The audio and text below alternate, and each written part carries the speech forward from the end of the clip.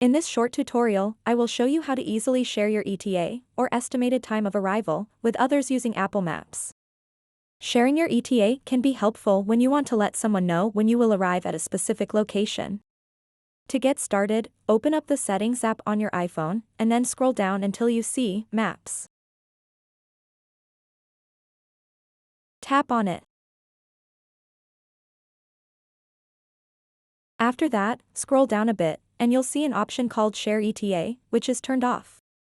To share ETA on Apple Maps, simply toggle on this switch. Sharing your ETA on Apple Maps is a quick and convenient way to keep others informed about your arrival time without having to constantly send updates. It's a useful feature for coordinating meetups or letting loved ones know when you will be reaching your destination. So that wraps up this tutorial. If you have any questions about this whole process, please let me know in the comments section below.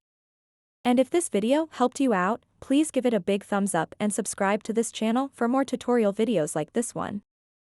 Thank you so much for watching, and have a good day.